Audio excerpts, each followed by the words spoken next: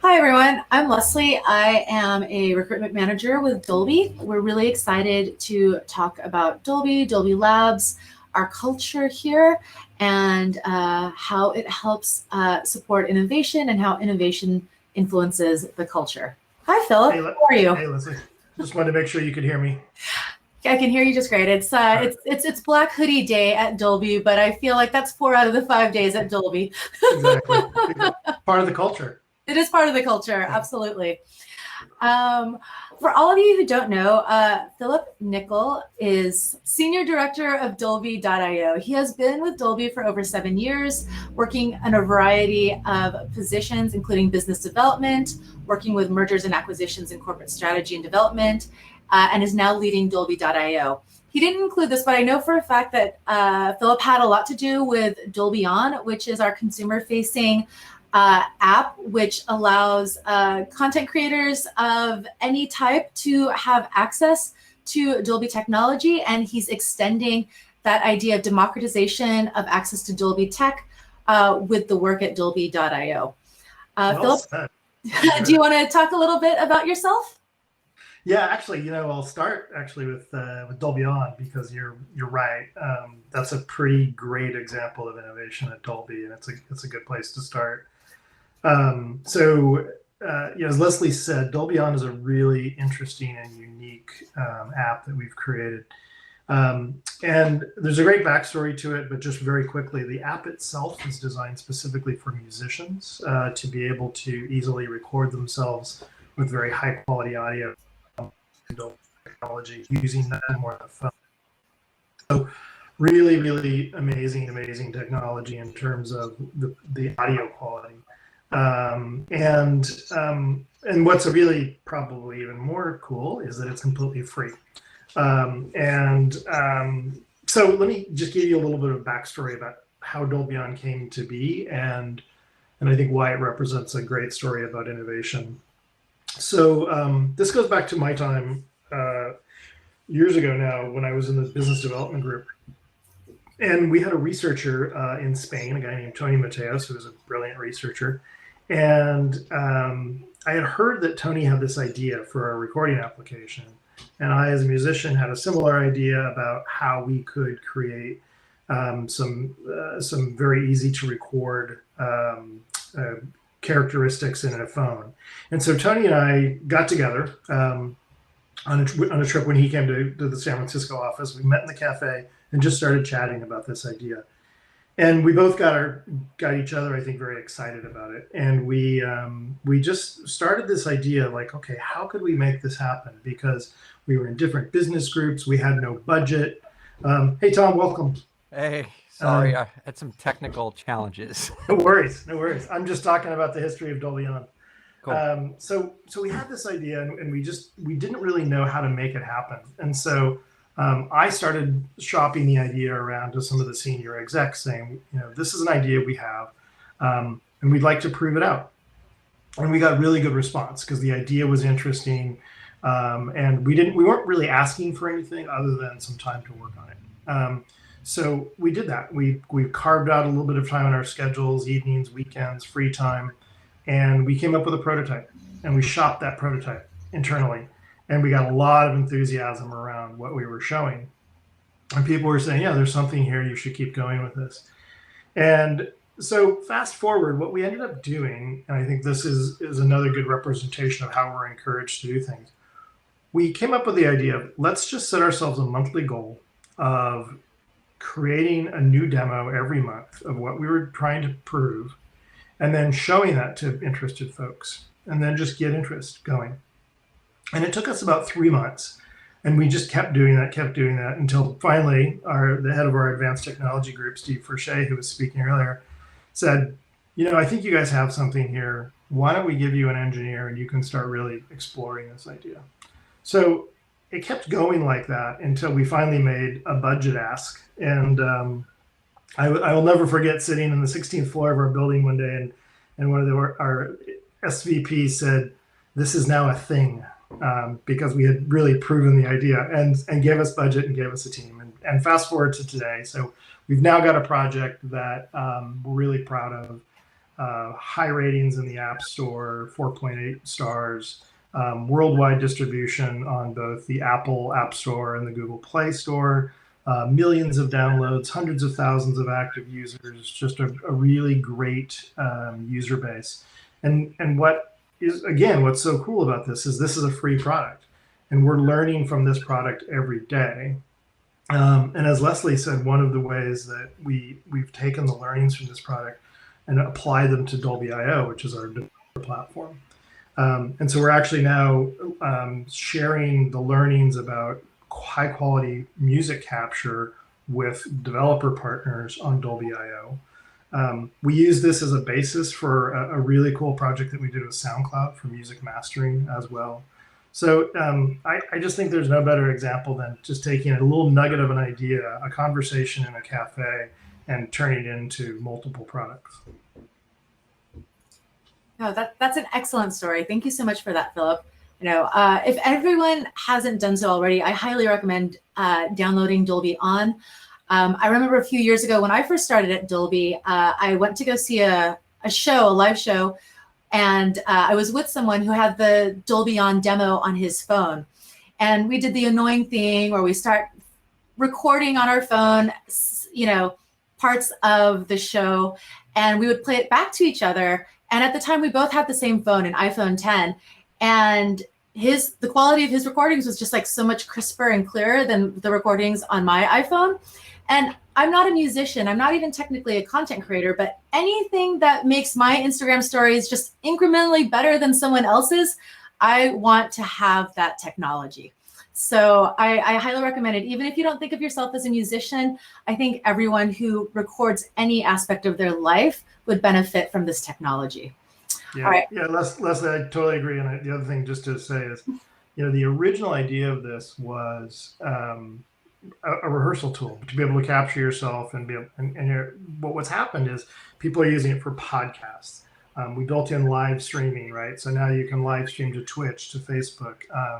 And so it's really exploded. And what's really fun about this product is that we had no idea how people would use it. We just knew we had something cool.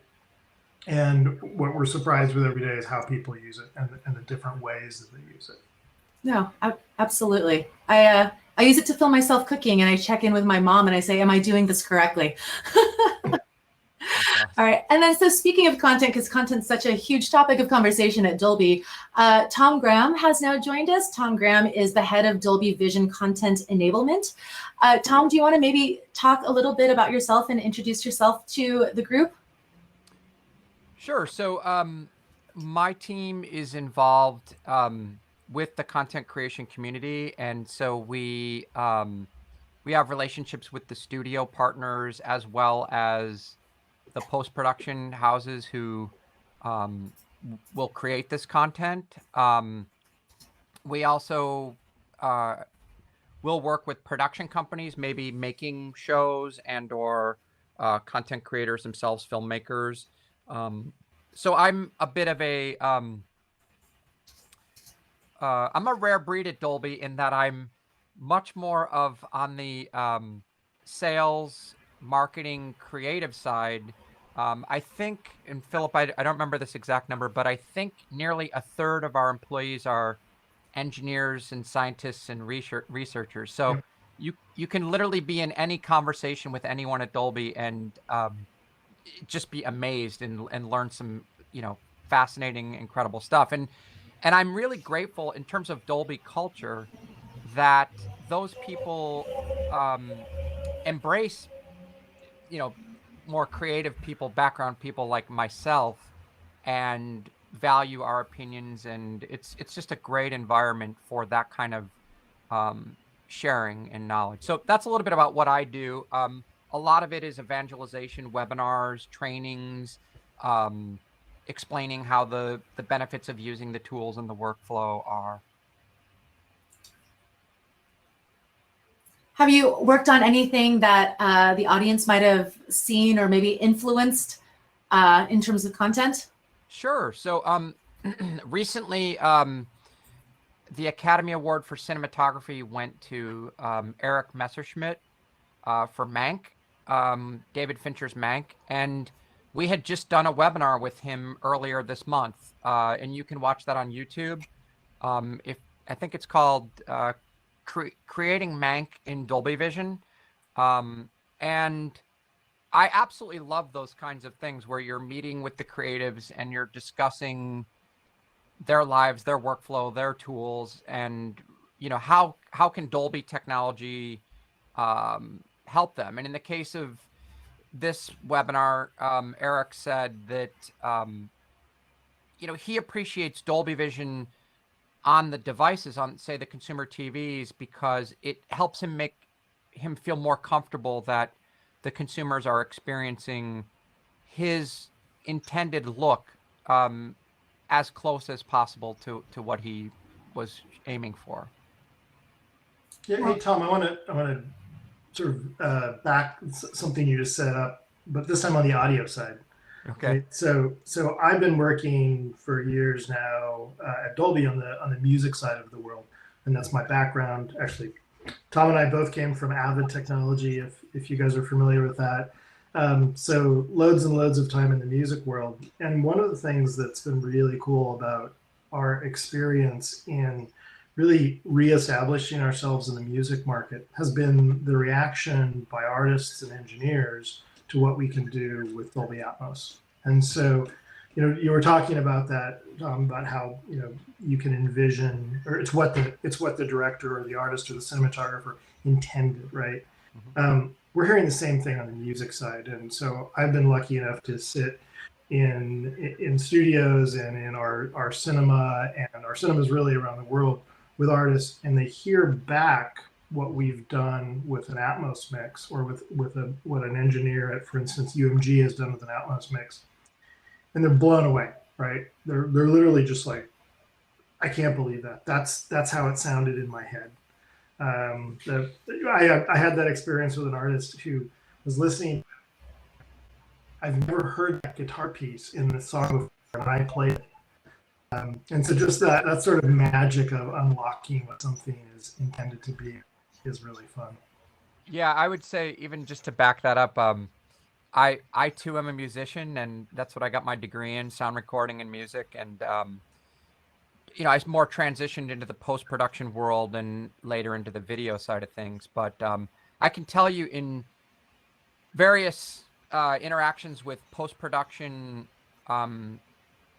what I would call hardened engineers who've been in the business for decades, and I will demonstrate to them something like Elton John's Rocket Man in Atmos, and they just absolutely melt and turn into this, kid that was in the 70s who, was so influenced by that song, and they get emotional. And, and I think that's the power of Dolby technologies, making things transcend. It becomes so immersive.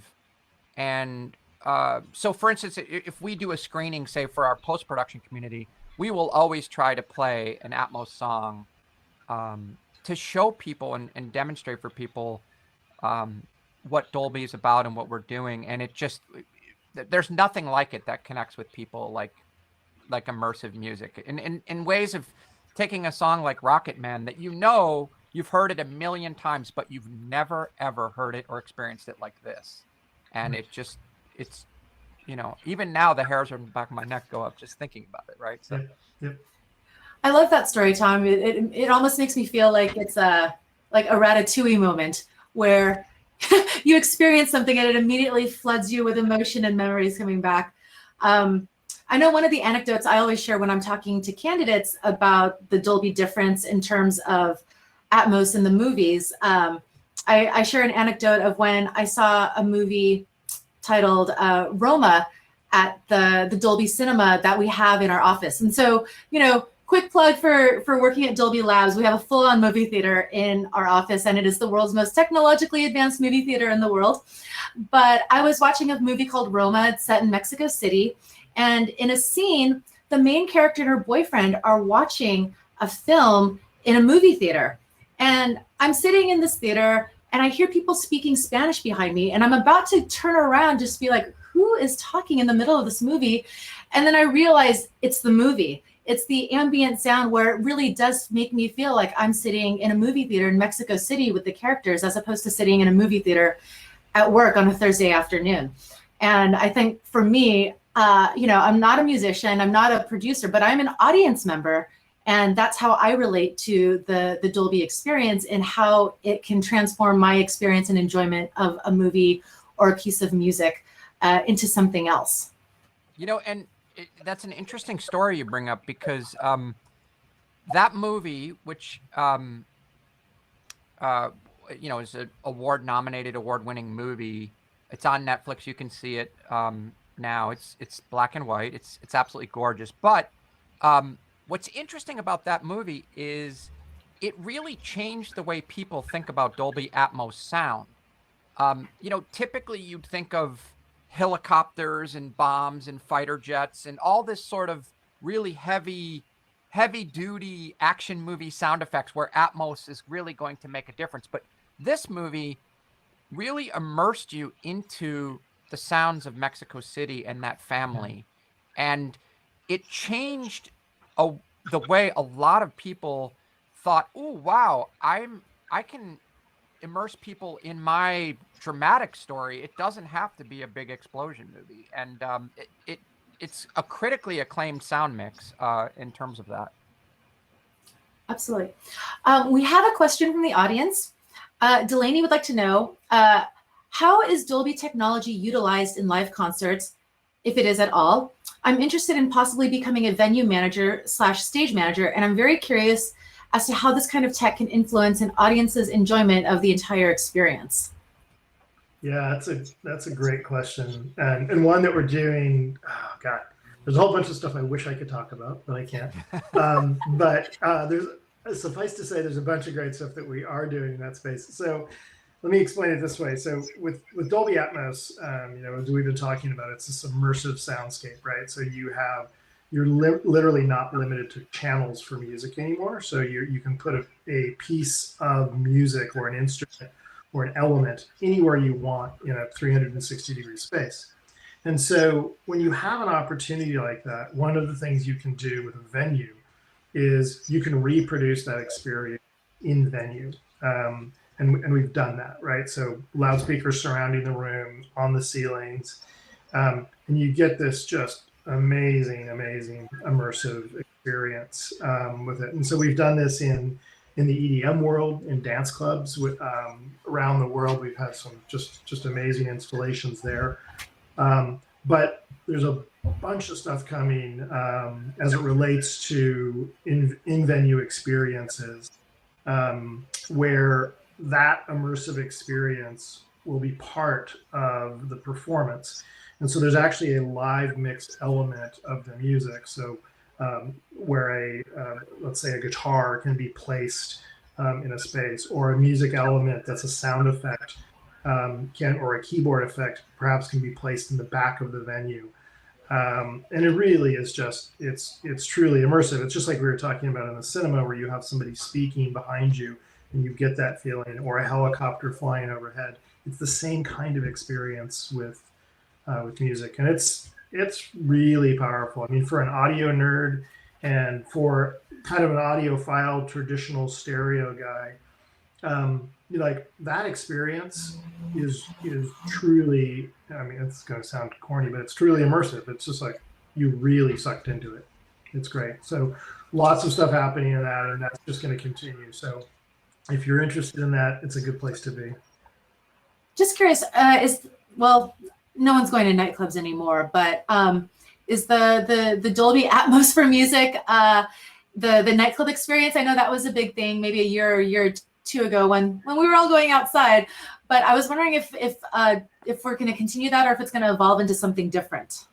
Yeah, I think it's both. I think it's going to continue and evolve. I mean, yeah, obviously with nightclubs shutting down, some of the experiences we had an amazing system at Ministry of Sound in London, and I've been there many times, and it's a shame that venue has been closed down by so many other things.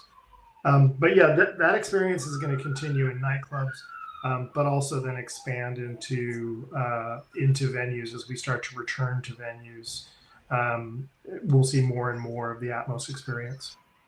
We have another question. So to bounce off of that, do you see similar tech in live theater performance as well? Delaney says, I feel it would be a perfect pairing for theater and creating that same immersion. Yeah, I remember seeing a play called Sleep No More in New York several years ago, which was like immersive theater. It'd be great if they could do that without having to run up and down like a dozen stairs and 5 flights in a warehouse in the meatpacking district. Yeah, absolutely. There's a lot happening in that space as well with Atmos.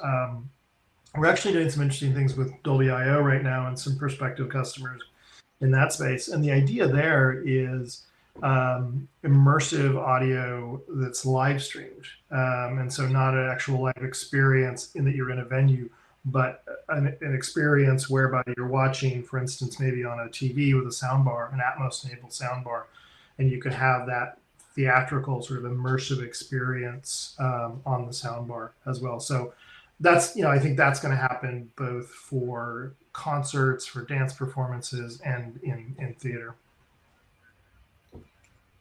All right. And I just read Joey's comment about the Google Phonics stereo with the Moonrock needle. Now you're speaking my language. That was one of my favorite things from childhood. All right. Let's see. Let's go to one of the other existing questions that we have. Can you maybe talk about how does Dolby's culture encourage innovation, or maybe how innovation influences Dolby's culture? Yeah, I'll jump in, Tom, then you can go. Look, one of the things I just want to touch on is a great example, again, of innovation at Dolby is we have an annual event called Idea Quest. And Idea Quest is really, the best way to describe it is a science fair. It's Dolby Science Fair, right? And it's really to celebrate the culture of innovation at Dolby. And the whole idea is you as a Dolby employee form a team, you come up with an idea, pitch that idea to a group of judges, and then you actually come to, well, in other times when it's not COVID, you come physically to the San Francisco office and spend a week working on the project together as a team. And at the end of that week, you then present that project, and there's some contests and some prizes. But what usually happens with that is a big part of the judging is our business groups come in and actually judge these competitions. And so these become incubation ideas, new ideas for the business to actually then say, okay, is this something that we actually want to consider for our business, to actually roll it into our business and grow our business? So that's one example. The exciting thing about that is anybody can bring the idea to the table. You don't have to be an engineer or right. Have it fully fleshed out. And I've submitted a couple ideas with various people that are relatable, and I believe some of those have been picked for further development and maybe even go on to be products, right, Philip? Indeed. Yep. Several. Yeah. All right. We're going to be wrapping up. Tom, is there anything else that you'd like to share or maybe discuss about your experience and how it relates to Dolby culture? Just again that I think Dolby is a great place to intern as well. And I think if for people who are students out there or interested, it's a great opportunity, whether you may or may not be specifically in your direct field. I feel like it's a fantastic company that is very welcoming and open and open to developing new ideas in young people as a starting place. And a lot of people have. I'm working with someone right now on this new app for iOS that was an intern and is now moved up into our marketing department, and great person to work with. So I'd say get out there and try to look for internship opportunities at Dolby. Great. Philip? Unfortunately, I'm getting pinged. I have to go join another panel. So do I. Thanks for the opportunity. Yeah, it was great. All right. All right, everyone, we'll break, but Philip and Tom, thank you so much for participating. Everyone, thank you so much for your questions. And then Delaney, I think if you stop by the Dolby booth, we can get you connected with someone with the team. So thank you, everyone. It's been a pleasure.